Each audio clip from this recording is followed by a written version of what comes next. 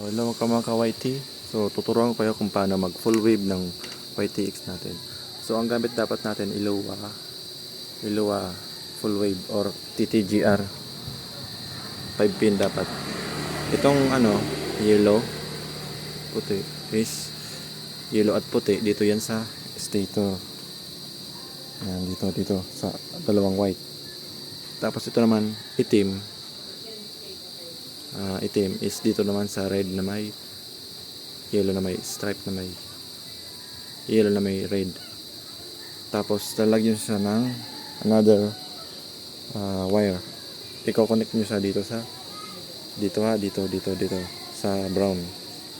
Tapos okay na. Dito naman tayo sa red. Sa red is red lang tayo, red.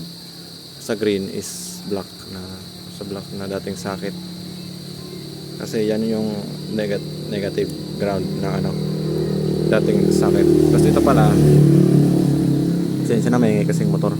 Tapos ito pala white. Huwag natin tong isama. Takpan na lang natin ng tape. Tapos yan na. Ganyan lang.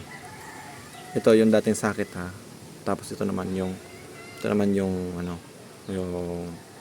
new regulator. Yun, tama ba? Yan na.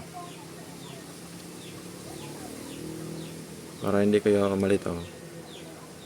Ayan. Yung pula sa pula. Yung itim ng full wave is sa yellow na may red. Yung green sa itim ng dating socket ng regulator. Tapos yung yellow at white dito yan sa stator. Hindi dito ha. Hindi dito sa may blue, sky blue.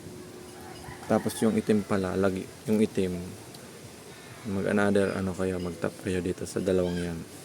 Basta itap lang yan, ipuripot ba, ganun. Tapos connect nyo na. Pwede naman dito sa sa horn.